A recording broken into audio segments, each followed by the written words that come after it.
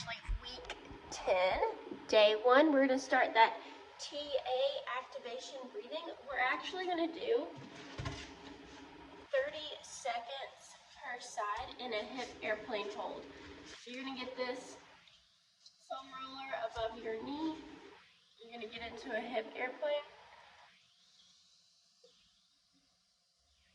And you're going to work on that stacked position over top of your hip joint. You can hold on to the wall if you need help getting into that stacked position and work on that TA activation breathing. We're working on the stability of this joint there. After that, you're going to do some core and pelvic floor work with a really light plate. We're going to do dead bugs, bear crawls, and a side lying glute bridge. So, dead bug is here.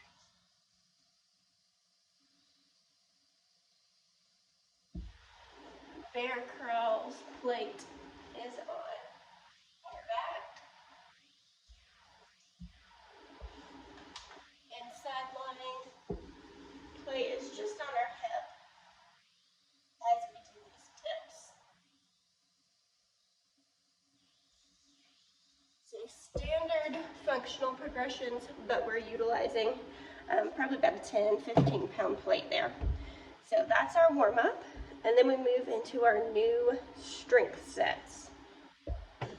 Strength set number 1, hinge and squat.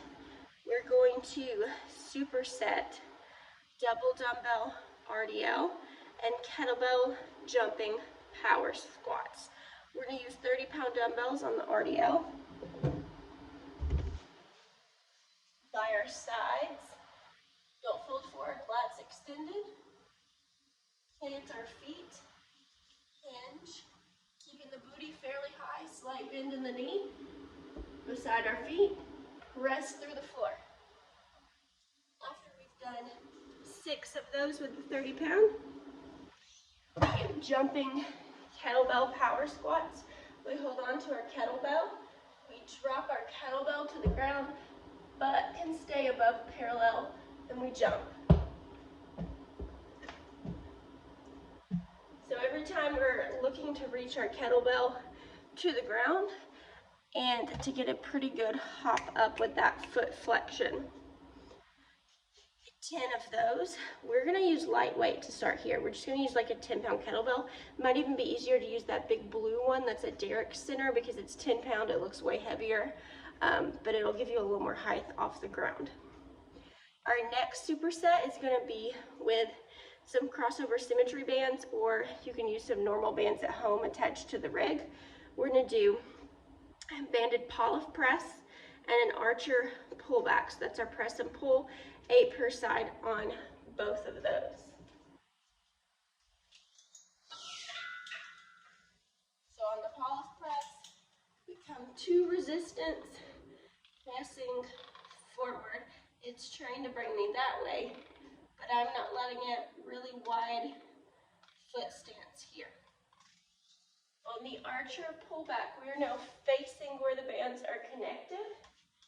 I have my hands right in front of me, and I'm going to pull back my bow and then release it. Pull back, release it. These will probably be a moderate band. If all you have access to is like one of those red bands, that's okay. We will play around with reps as we continue this rep scheme. I do want you to try to hold the polyp press out here for a few seconds before you return it. And I want you to try to hold the archer pullback here for a few seconds before you return it. So more of some tempo work there. Lastly, our unilateral strength is an isometric stride hold. We're doing 2 rounds of 5 reps each side, but we're doing about a 10 to 15 second hold. So what that looks like is we're here, we find our balance, tighten that core, cross body, and come back other side. Find our balance, tighten our body. You'll find that one side is easier than the other. Really think about that isometric hold at the top and these slings working together. After we've moved through all that strength, we're running. You do not have to do it in the same day.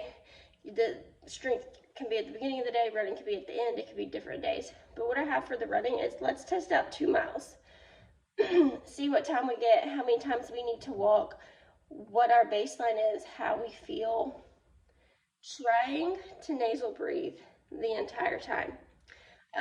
It's raining this week a lot, so if we don't get there, that's understandable, but we're going to try to get there if there's a break.